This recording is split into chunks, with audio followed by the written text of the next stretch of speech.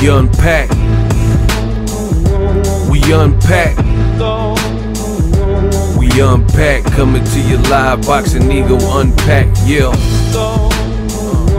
We unpack. We unpack.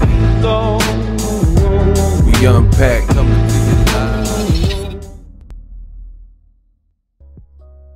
Stop, look, listen. ESPN, they have contradicted themselves, and I will explain. And that's regarding Errol Spence Jr. Hey, stop that cat, man down. And Terence Bud Crawford. Find out how ESPN did this in this video. What up, Fight World? It's your boy Ego, and I am back with some more boxing. Feels so good to be back. Now follow me at Boxing Ego on Twitter and at Boxing Ego 1 on Instagram. So I put this. Wait, hold up. I was just thinking of something. I was just, at night I do a lot of thinking. So I was just up at night thinking about, the reports that came out, thinking about Spence Crawford. So I said, wait, hold up. I just thought of something. 15 days ago, ESPN reported Spence Crawford, the terms were agreed, right? And I even referenced it. ESPN, you see the ESPN writer, and you see it says sources. Spence Crawford agreed to bout terms. And the caption says, Errol Spence Jr. and Terence Crawford have agreed to all material terms for a fight for undisputed welterweight championship targeted November 19th in Las Vegas, sources tell ESPN. No signed deal yet as lawyers clean up legal language in the agreement, right? So he said they agreed to the deal points of the fight. Crawford acquiesced to all proposed financial terms from Al Heyman, including the short end of a revenue split.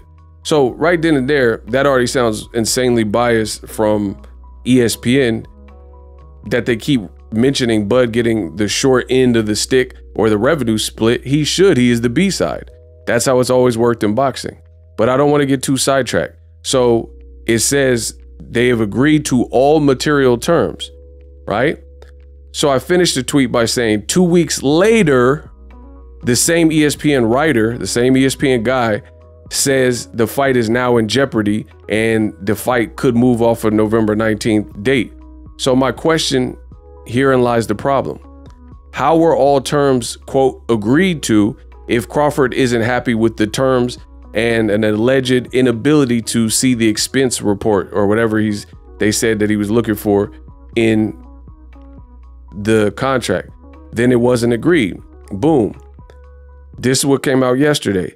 ESPN's story on the issues surrounding Spence Crawford. Terence Crawford working on the short end of the split. Once again, you see ESPN being insanely biased. Why do they keep talking about a B-side fighter getting the short money or the shorter money? That's common. When Floyd Mayweather fought Oscar De La Hoya, it was Oscar, I do believe, De La Hoya.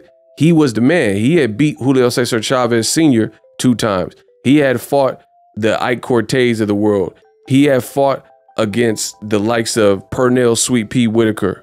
Rest in peace. Right?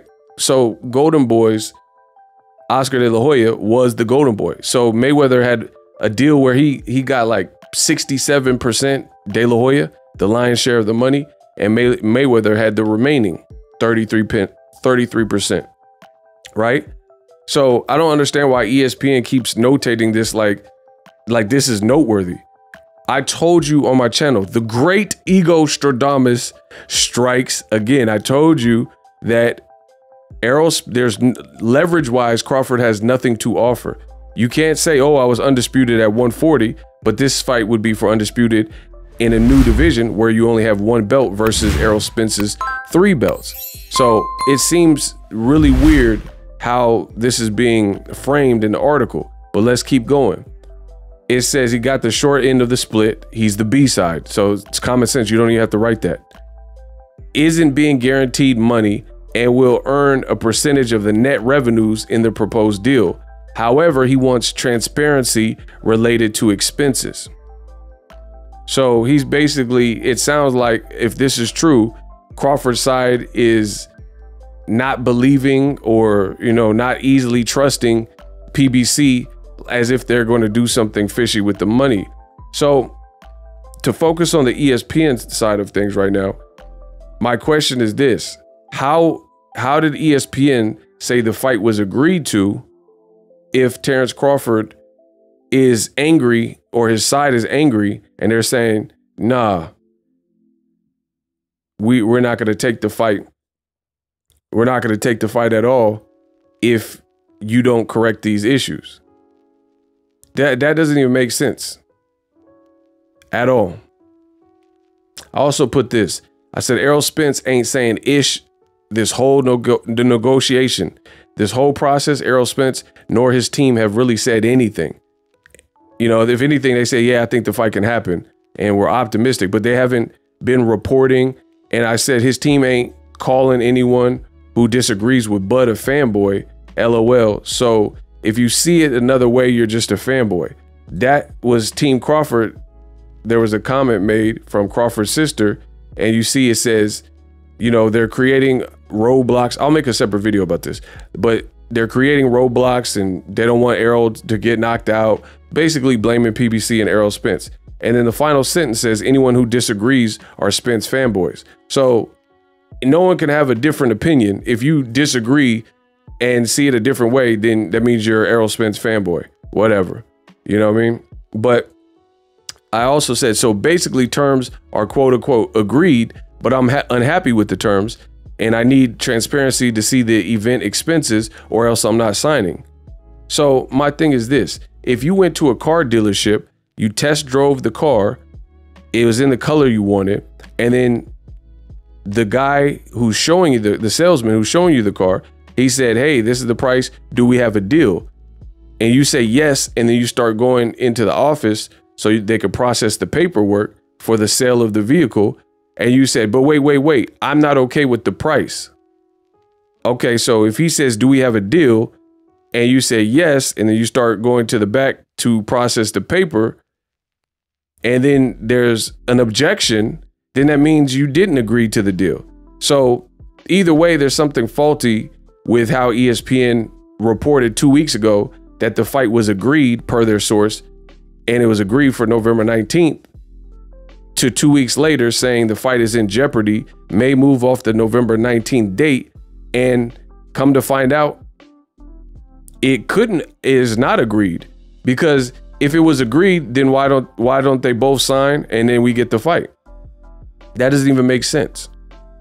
If it was agreed and all terms were agreed like ESPN suggested, then everything should be pretty much, you know, just looking for spelling errors and finalizing the contract and signing. But according to ESPN now, they're saying the fight's in jeopardy and it's over some transparency related to expenses. And the other thing that I find weird about that is, when did Crawford have any of this when he was with Top Rank? When he's fighting Mean Machine, so he had the top to bottom breakdowns and expense reports and all this stuff from Top Rank. You think Bob Arum gave Terence Crawford or any of his fighters that type of access and open the books for him? So my question is this: why would Bud need any of this additional stuff now? Like, Bud was saying that Errol Spence is ducking him, and I'm in the ocean looking for you. And then ESPN's on this parade trying to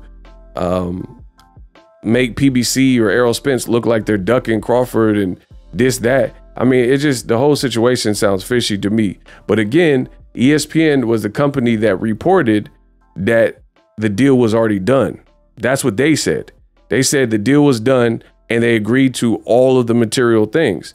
So if they agreed to all the material things and people are now trying to blame Errol Spence, if they agreed to all material things and now Crawford is saying, hey, I need more, then guess what? That's on Crawford's end. It's on Crawford's end because Errol Spence ain't asking for this expense report. But it sounds like, if this article is true from ESPN now, it sounds like Terence Crawford is the one stringing it out because he needs more, him or his side or his lawyer or whoever needs more things. Again, did he have this when he worked with Top Rank? I mean, this whole situation is crazy. Like, it's truly getting to the point where I'm almost off this fight, where I don't really even care. I'm just being honest with y'all, because that's what I do. It's literally getting to the point where I'm kind of off it. Like, you know what I mean? Like, I want to see it, of course. I'm a boxing fan. But if these charades just keep going on, I'd rather, instead of people's career being stagnated, I'd rather just see you fight someone else. I'd rather see Errol keep moving on. Just think about what I'm saying. Errol Spence, his whole team, you don't see Frank Martin going on Instagram Live and on Twitter speaking on Spence Crawford, right? And saying that, oh, it's Crawford's fault and da-da-da. But when it comes to Bud's team, that's exactly what I'm seeing. I'm seeing members of Bud's team, family, or whatnot, and they're just saying Errol Spence don't want it.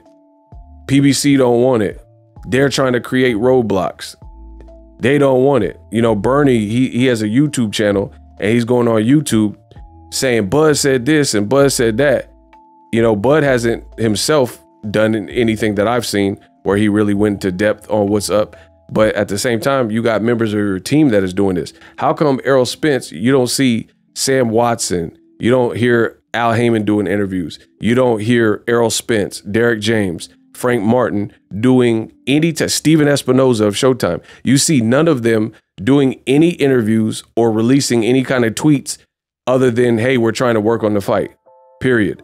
But when it comes to Terence Crawford's side, I cannot say the same thing, because I'm seeing Terence Crawford's team and people who love and support him, and they're saying, playing the blame game and finger pointing, saying PBC's playing with the money, things like that, and not making it fair and roadblock. I mean, it's crazy. Like I said, keep playing with me. It's going to get to the point where I really don't even care about the fight. Let me know how I did in this video. SLC, subscribe, like, and comment. Introducing Super Thanks.